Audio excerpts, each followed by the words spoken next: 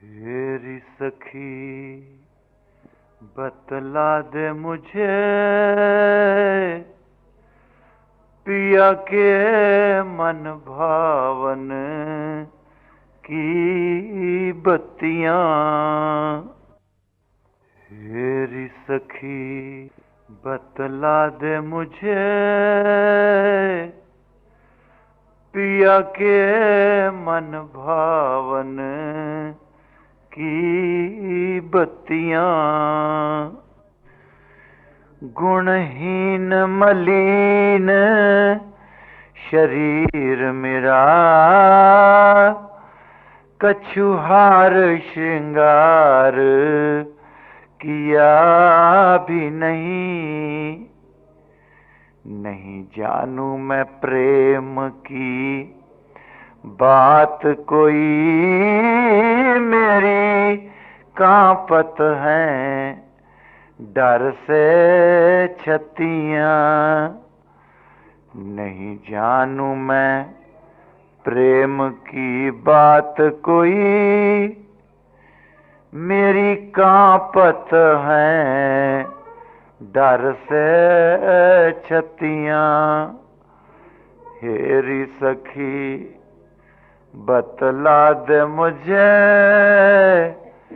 पिया के मन भावन की बत्तियां। पिया अंतर महल विराज रहे घर का जन में अटकाए रही।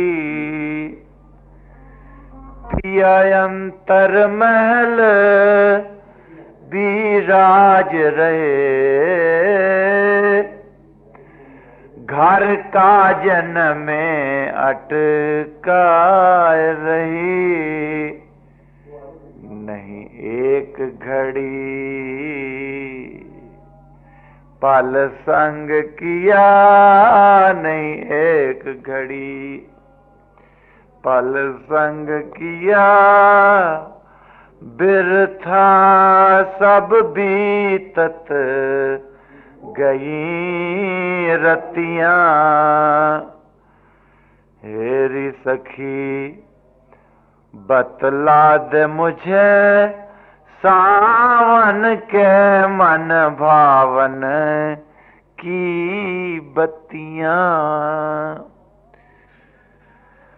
पिया सोवत ऊंची अटारन में जहां जीव परिंद की गमता नहीं।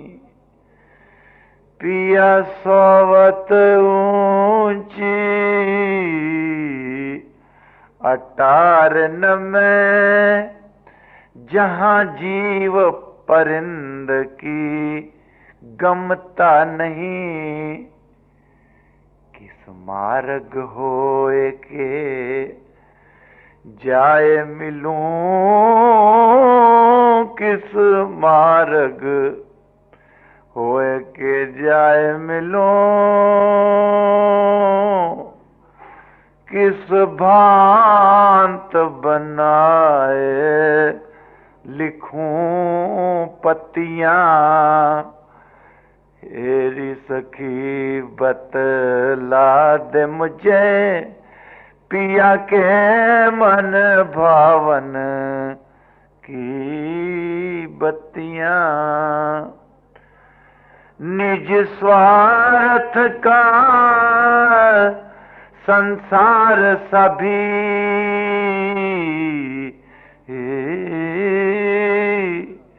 किससे अब जाए प्रीत करूं। निज स्वार्थ का संसार सभी किससे अब प्रीति करूं। मन में ब्रह्मानंद पिया हितकारी मेरा जग भीतर और नहीं गतियां। हेरी सखी चल ले चल तू अब देश पिया का दिखाए मुझे। ढूंढत ढूंढत ढूंढ फिरी सब जंगल झाड़ पहाड़न में। कोई ऐसा न रहा नजीर मिला पिया के ढंग देत पहुंचाए मुझे। कोई ऐसा न रहा नजीर मिला पिया के ढंग देत पहुंचाए मुझे। उस देश पे मैं बलिहार गई जहां मोर पिया नितवास करे। सिर धूल धरूं उसके पग की जो जाए के आज मिलाए मुझे। हेरी सखी चल ले चल तू अब देश पिया का दिखाए मुझे। मछली बिना नीर ना धीर धरे जिमी चात्रक मेघ निहारत है।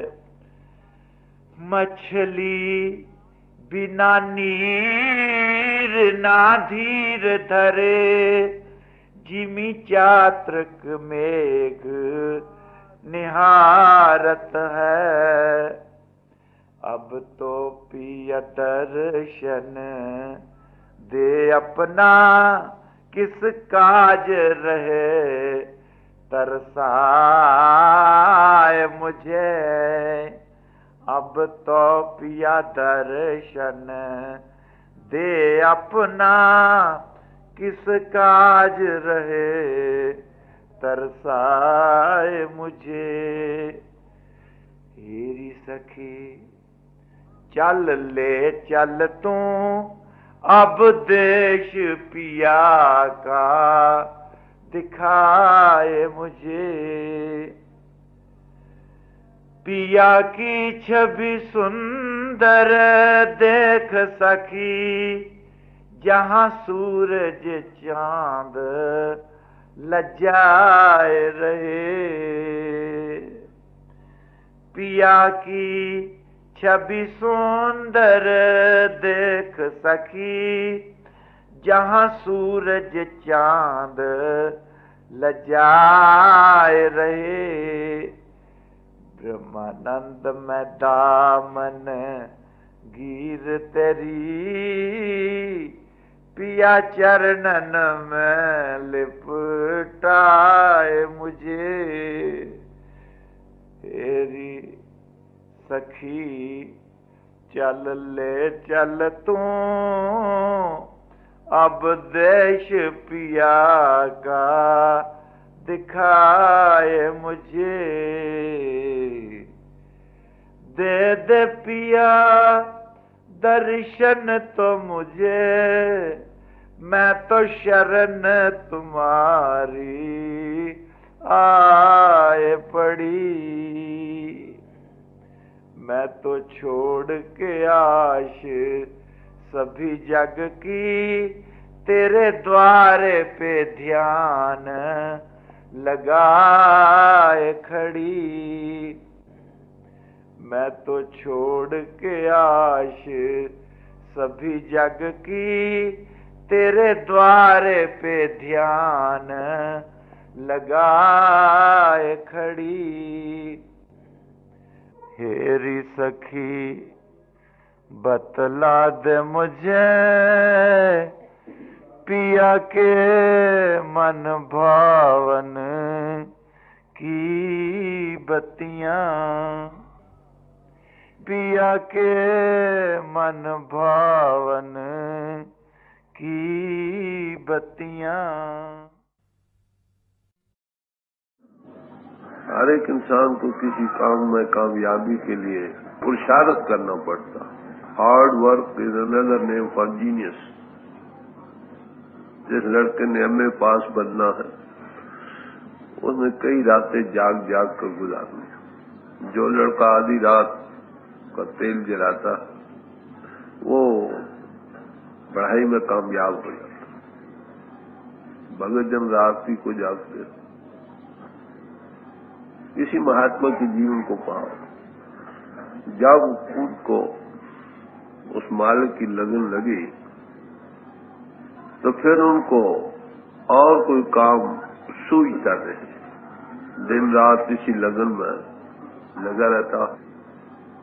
वो एक चीज को हासिल करना चाहता है, वो पूरे तौर से उसको मिलने की नहीं, या अवल जिस तरफ जाना चाहता है अवल उस तरफ जाने का रास्ता ही पता नहीं कि कैसे जाए। लोग कहते हैं कि परमात्मा परिपूर्ण है, घटघटवासी है, जरे जरे में समा रहा। सब ग्रंथ पोथियां यही पुकार पुकार कर कह रही हैं, मगर मुतलाशी उसको कहाँ तलाश करे। जब तक वो देखने वाली आंख बने नहीं जिसे वो हर जा नजर आ सकता है, तब तक उसको चैन कहाँ। ये बातें ठीक हैं, ग्रंथ पोथियां ये कहती हैं। जिन्हें ऋषि मुनि महात्मा आए सब के सब यही पुकार कर कहते रहे कि परमात्मा परिपूर्ण, जरे जरे में समा रहा, हमारे अंतर और बाहर है। हम मच्छी की तरह उसमें तैर रहे हैं, ठीक, हमारे जीवन आधार है वो, ये भी ठीक। मगर जब ये हालत हो जिसको उसके पाने की तड़प हो और वो नजर ना आए, वो आंख न बने जिससे वो नजर आता है, बताओ उसकी क्या हालत होगी। कोयला तो जलकर राख हुआ, राख जलकर क्या बनी, कुछ भी ना। हम उसके बिरा के वियोग में इतने बेबुल और बेचैन हो रहे हैं। अरे भाई, आने वाला भी अभी नहीं प्रगट हुआ, हम भी कहीं के नहीं रहे। ये रोना धोना, सोज और फराक उस मालिक के आने का पहला पेश लेमा। बारिश जब आती है तो पहले बादल आया करते। जिस दरख्त में शगुफे पड़ जाए, फलदार दरख्त में, उसमें फल के लगने की उम्मीद हो जाती है। ऐसे ही जिस हृदय में सोच, बिरा, फराक, तड़प, बेचैनी, बिरा जाग उठती है, समझो परमात्मा के आने का ये पेश नहीं। हर एक महात्मा को इसी तरह से गुजरना पड़ा। कबीर साहब कहते हैं, हंसी खुशी जे पियो मिले ता कौन दुहागन। किसी महात्मा की जीवन के नजर मार कर देखो, हर एक के जीवन में ऐसे दिन आए, ऐसे दिन आने के बाद उनको कोई चीज मिली। तो ऐसी हालत में जिसको ऐसी हस्ती जिसने उस प्रभु को पाया है, जिसके अंतर उस प्रभु का इजहार हो चुका, जो खुद मिला हुआ है, तुमको उसके मिलाने में मददगार है, अगर वो मिल जाए तो कितनी खुशकिस्मती। मिल जाना ही काफी नहीं, बल्कि वो मिल जाए, ये फिर उसकी सेवा में लगा रहे, ये और बढ़कर बात। महात्मा मिल भी जाते हैं, सेवा में लगना कुछ और बात। सेवा में लगना क्या है कि जो वो हुक्म दे उसके मुताबिक जीवन बनाना। गुरु अमरदास जी साहब थे, लगन लगी, कैसे हरिद्वार जाया करते थे। हरिद्वार जाया करते थे, रास्ते जाते जाते एक ब्रह्मचारी से साथ सफर करने का मौका मिला। उन्होंने पानी मांगा, इन्होंने पानी लाकर श्रद्धा भाव से दे दिया। उन्होंने पानी पीकर पूछा, तेरा गुरु कौन है? सतवाती लोग थे, कहने महाराज मैंने अभी गुरु धारण नहीं किया। कहने लगा, अफसोस, मेरे सारे कर्म धर्म पृष्ठ हो गए। एक निगोरे के हाथ से मैंने पानी पी लिया। कबीर साहब ने भी कहा, कबीर निगुरा न मिले पापी मिले हजार। निगुरा नहीं मिलना चाहिए, पापी हजार मिल जाए कोई फिक्र नहीं। उसका कारण क्या? इसमें खास राज की बात, निगोरा जो है उसका सिर पर कोई बड़ी बात नहीं, पापी फिर निकलेगा कहीं। उसके सिर पर एक बच्चा है, अगर नाली में गिर भी गया है, उसके सिर पर माता है, उसको निकालेगी। एक वैसे ही लिखा पड़ा है, उसका क्या है? तो फिर जब उनको गुरु अंगद साहब के चरणों में आना नसीब हुआ, वहां हकीकत की समझ आई। फिर 12 वर्ष इतिहास बतलाता है सेवा में रहे। सेवा लगना भी कोई बात नहीं, आए 2 दिन 4 दिन आए, शौक आया किया, फिर छोड़ दिया, जाओ तुम कौन हमको। किसी को महापुरुष की सच्चे मानो में कदर किसी किसी को होती है। जिसको बड़ी भूख हो, सचमुच जरूरत हो, नहीं तो लोग शौकिया तौर पर थोड़े दिन लिया किया और छोड़ गए। हकीकत थोड़ी समझ आई, फिर दुनिया में लंपट हो गए, वो भी भूल गए। तो इस वक्त आपके सामने एक शब्द श्री गुरु अमरदास जी साहब पर रखा जाता है। राग मारू महला तीसरा। सतगुर सेवन से बड़ भागी, अन देन साज नाम लेवलागी। श्री गुरु अमरदास जी साहब का ये शब्द हम फरमाते हैं, इतनी खोज और तलाश के बाद जिसको सत्स्वरूप हस्ती मिल जाए, फिर ये उसकी सेवा करने वाला हो जाए, समझो उसके बड़े ऊंचे भाग। सदगुरु का मिलना भी पहले मनुष्य जीवन का मिलना बड़े भागों से, मनुष्य जीवन पाकर किसी सत्स्वरूप हस्ती का मिलना और ऊंचे भाग से। किसी सत्स्वरूप हस्ती का मिलकर उसके चरणों में रहना और उसके मुताबिक जीवन का बनाना, ये और ऊंचे भागों का नतीजा। सदगुरु कौन होता? सदगुरु कहते हैं जो सत का स्वरूप हो चुका। सदगुरु सत स्वरूप है, जिसकी आत्मा मन इंद्रियों से आजाद होकर सत के साथ लगकर सत का स्वरूप बन गई, सत का माउथ पीस बन गई कहो, उसका नाम सदगुरु। वो सत के इजहार की जगह सत्य, वो जमीनी बंदा नहीं, हाँ जिस्म रखता, मगर वो जिस्म की कैद में नहीं। जिस्म रखता जरूर है, हम तो जिस्म के कैदी हैं ना, इससे निकल नहीं सकते। वो जब चाहे जिस्म से ऊपर जा सकता, ये फर्क है उस। जब चाहे पिंड में रहे, जब चाहे पिंड से ऊपर हायर मंडलों में काम करे, ये उसमें समर्था है। मन बुद्धि के पार मंडलों में सफर करता, शक्ल इंसानी जरूर रखता, मैं इंसानी शक्ल रखता हूँ, वो कुछ और भी काबिलियत रखता है, ये कह दो। तो ऐसे पुरुष की अंतर की आंख खुली होती है, अनेकों जीवों की आंखों को खोल देता है, जिससे वो प्रभु नजर आने लग जाता। वो सत का स्वरूप हो चुका।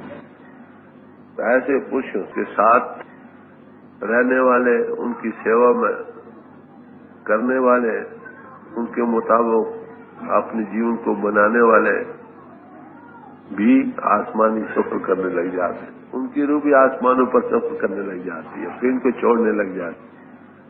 ये है उनकी आत्मा मालिक से जुड़ चुकी है, समझे, और वो एक ऐसा पोल बन चुकी है जिस पर वो मालिक इजहार कर रहा, वो मज़हर है मालिक का।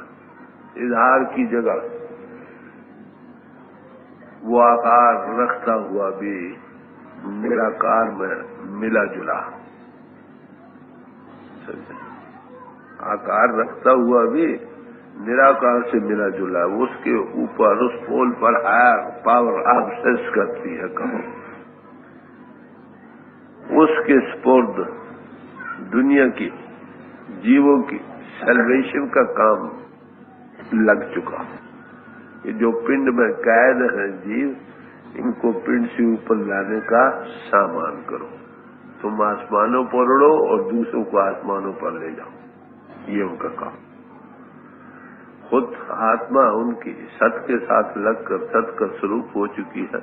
जो मनिंदों के घाट पर जिनकी आत्माएं जिस्म के गड़े में बंदी पड़ी है, डूबी पड़ी है, उनको यहाँ से ऊपर लाने का तजुर्बा कराओ, मदद देकर उनको आसमानों पर सफर करने के काबिल कराओ, ये उनका काम। अगर जीते जी ये काम हो गया तो समझो मौत का खौफ न रहा। पिंड से ऊपर जाना है? कौन जा सकता? तुलसी साहब फरमाते हैं, सुत सहल आसमान की लख पावे कोई संत। आसमान की सैर सोच कर सकती है किनकी?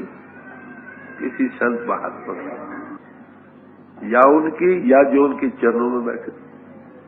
तुलसी जग जाने नहीं, दुनिया के लोग बेखबर है इस जीवन इस जिंदगी से। ये एक ऐसा मजमून है कहो जिससे दुनिया बेखबर है, आलिम भी बेखबर है और बेइल्म भी बेखबर। बड़े बड़े प्रचारक, बड़े बड़े ज्ञानी, बड़े बड़े लेक्चरार, बड़े बड़े ग्रंथकार इससे बेखबर है कि पिंड से रूह पर जा सकती और कैसे जा सकती। मैं पीछे सहारनपुर गया, वहां बड़े आलम फादर कह रहे ये कैसे मुमकिन है, से रूह पर जा सकती है कि नहीं? मतलब बैठो और देखो। उसका तो जवाब यही है ना, बैठो और देखो फिर छोड़ सकती है कि नहीं। तो ये कहना कुछ न जाए, ये करने का भेद है। कोई आमिल पुश आपको करा सकता।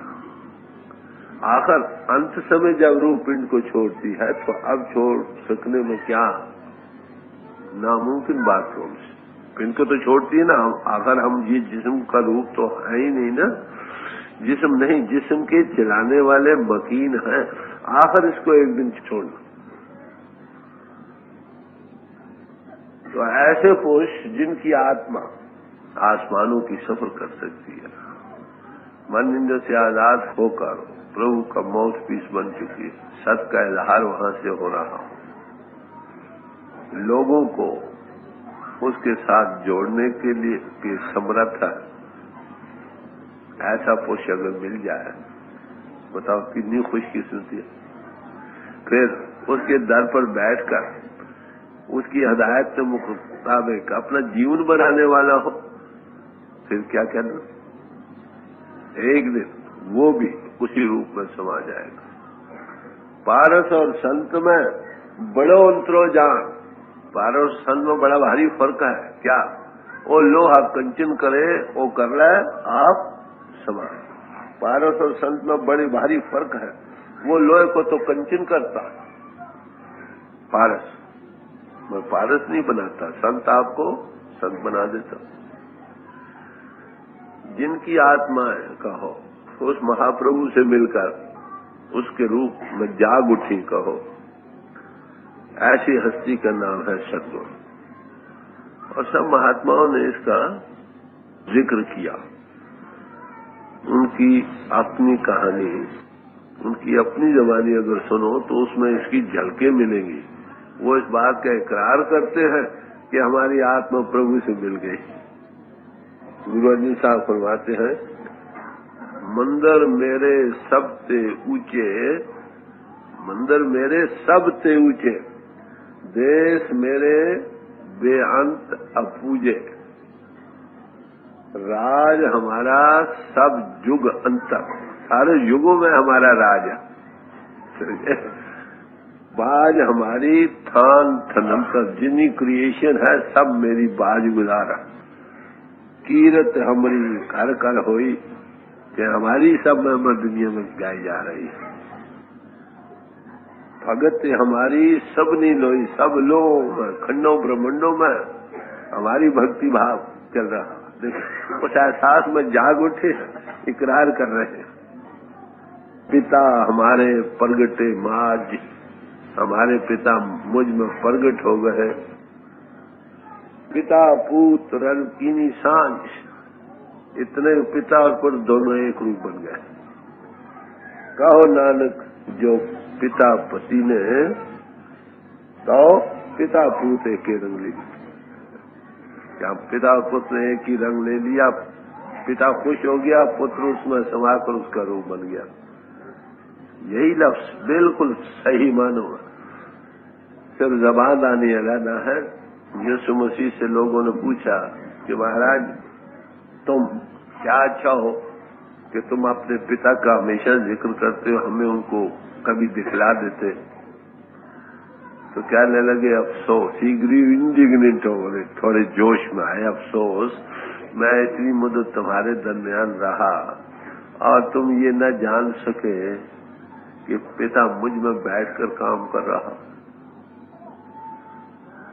मैं और मेरा पिता एक है, I and my father are one. जिसने मुझको देखा उसने मेरे पिता को देखा। कितने साफ लोग, वही गुरु अर्जुन साहब का। तो जो इस एहसास में जाग उठे, मंडक उपनिषद में यही बात आई है। जरा गौर से विचारने की बात है, कोई डरने की बात नहीं। आत्मा आखिर चेतन हस्ती, कॉन्शियस एंटिटी। परमात्मा महाचेतनता का समुद्र है। अगर कतरा समुद्र में वासिल हो जाए तो क्या हो जाएगा? उसी के रूप में जाग उठेगा ना, और क्या होगा? यही मंडक उपनिषद में जिक्र किया है। जिस प्रकार बहती हुई नदियां समुद्र में समा जाती है और अपना नाम रूप गंवा देती है, इसी तरह ब्रह्म के जानने वाला नाम और रूप से अलग होकर मेरे से परे जो दिव्य पुरुष है उसमें मिलकर ब्रह्म का रूप हो जाता। अब बताओ क्या फर्क है? तीन महात्माओं की बानी मैंने आपके सामने रखी, बात एक ही कह रहा। कोई एहसास है, कोई तो कहता जैसे जल में जल आए खटाना, त्यो संग ज्योति ज्योत समान। किसी ने तो ये कहा जैसे पानी में मिलकर पानी का रूप बन जाता है, ऐसे ही आत्मा उसमें मिलकर उसका रूप बन जाती है। कोई कहता नहीं जैसे लोहे का गोला आग में मिलकर आग का रूप हो जाता। ये मिसालें समझाने के लिए है। वो एकता कैसा एक नशे देने वाली चीज है, ये तो भाई एहसास तजुर्बे से ताल्लुक रखती है। मगर उसके समझाने बुझाने की ये तरीके हैं, जब तक उसका कोई आमिल पुरुष न मिले और हमें उसका थोड़ा थोड़ा एहसास न जागे, सही मानों में समझ नहीं आएगी। हम इसको कोई जिस्म का रूप बने बैठे हैं, कभी जिस्म से ऊपर नहीं आए। फिर बताओ उस बात का एहसास कैसे? जो जिस्म का रूप बना बैठा अभी आत्मा ही नहीं बना, तो आत्मा परमात्मा में लैक होकर उसकी एकता का एहसास कैसे कर सकता? यही और मुसलमान फकीरों ने कहा, चूंकि कर दी जाते मुर्शिद रा कबूल, हम खुदा दर जात शामद हम रसूल। जब तुमने किसी खुदा की जात को कबूल कर लिया तो उसकी जात में खुदा और रसूल दोनों आ गए। वो इजहार की जगह है ना, खुदा भी और रसूल खुदा का ही है ना, उसी का इजहार है। वो दोनों चीजें उसी में जब इजहार करने लग गई, वो पावर, वो कुछ जिस्म थोड़ा है, जिस्म पोल है जिस पर वो ताकत एक्सेस करती। वली अल्लाह रहा बरकिया से खुद मगीर कि दर नवस्तन यकसा है शेर शीर। वली अल्लाह को ज़ाहिर शक्ल पर मत लो, क्यों कि लिखने में लफ्ज शेर और शीर दोनों ही एक तरह से लिखे जाते हैं। जो उर्दू खाना वो समझे, शेर और शीर एक तरह से लिखे जाते हैं, सिर्फ जेर का फर्क होता है। एक फाड़ कर खा जाने वाला जानवर है खतरनाक, और दूसरा आधार देने वाला दूध है। तो इसलिए कहते हैं वली अल्लाह जो है इंसानी शक्ल रखता है जरूर, 2 आंखें 2 कान, मगर उसमें एक चीज जलवा इजहार कर रहा है, बाकी में भी गुप्त बात। इसलिए कहा कि परमात्मा के पूजने की असल जगह कौन है? जो लाधड़क फकीर है वो तो लाधड़की का कलाम कहेंगे, जो डरते डरते लोग हैं वो डरते डरते कहेंगे, मगर कहेंगे वही बात, बंदगाने खुदा न भाषण लेकिन ये खुदा जुदा न भाषण। खुदा के बंदे खुदा नहीं होते मगर खुदा से जुदा भी नहीं होते। और जिनकी आंख खुल गई लाधड़क फकीर बन गए, वो क्या कहते? मन खुदारा आशकारा दीदाऊं, दरसूते इंसान खुदारा दीदाऊं। मौला आदमी बनाया, हर जी और नाम पढ़ो रामदास। मैं ये सदगुरु लफ्ज की एक्सप्लेनेशन दे रहा हूं मैं, ताकि शक न रहे कि सदगुरु क्या होता। ऐसे सदगुरु के मिलने से इंसान का जीवन सफल हो जाता। मिलना नहीं, सेवने वाला। गुरु अमरदास जी फरमाते क्योंकि ऐसी हस्ती से मिलाप हुआ, फिर 12 वर्ष पानी डाले, तो कहते हैं सतगुर सेवन से बड़ भागी। दुनिया में सबसे बड़े भागों वाले कौन है? जिनको सत्स्वरूप हस्ती मिल गई, फिर ये उसके सेवने वाला हो गया। कहते उसे क्या मिलता है? अनदिन साच नाम लिव लागे। उनके सेवने में क्या मिलता है कि जो सच्चा नाम है ना, नाम के आगे कई बार आपके सामने तारीफ रखी गई है। नाम 2 किस्म के हैं, एक अक्षरी नाम, एक वो ताकत जिसकी ये अक्षरी नाम बोध कराने वाले। समझे? वो जो नाम पावर है वो सच्ची है, लाफानी है, फना से रहता है। अक्षरी नाम सब फना हो जाने वाला। तो कहते हैं उनके सेवने से 24 घंटे अनदिन, दिन और रात, वो सच्चे नाम के साथ उनकी लिव लग जाती। 24 घंटे लिव, वो सच्चा नाम लो। उस नाम की क्या तारीफ? अक्षी नाम तो अनेकों नाम ऋषियों मुनियों महात्माओं ने उस परमात्मा के रखे। सब नाम मुबारक हैं, हमारे दिल में सबके लिए इज्जत है। जो आए आज दिन तक रखे गए उनके लिए भी, जो आगे आएंगे उनके लिए भी। जब तक उस जात हक को बयान कर रहे हैं, सबके लिए हमारे दिल में इज्जत रही है और रहेगी। अब जिसको ये ताकत बोध करा रहे हैं, ये लफ्ज बोध करा रहे हैं, वो है सच्चा नाम। वो ताकत है जो सब खंडों ब्रह्मांडों के लिए खड़ी। परमात्मा नाम है, वो इनटू बीइंग हस्ती में आया, नाम रूप हुआ। नाम सब खंडों ब्रह्मांडों के धारने वाला बन गया। नाम के धारे खंड ब्रह्मांड, नामे ही ते सब जग हुआ, बिन सदगुरु नाम न जाओ। तो कहते हैं सच्चे जो सदगुरु के सेवने वाले हैं वो सबसे ऊंचे भागों वाले हैं। क्यों? कि उनकी लेव नाम के साथ लग जाती है। किस नाम? जो सच्चा नाम अटल और लाफानी है। 24 घंटे उनकी अंतरात्मा उनका कांटेक्ट हो जाता है। ये उनकी लगातार सेवने का ये फल।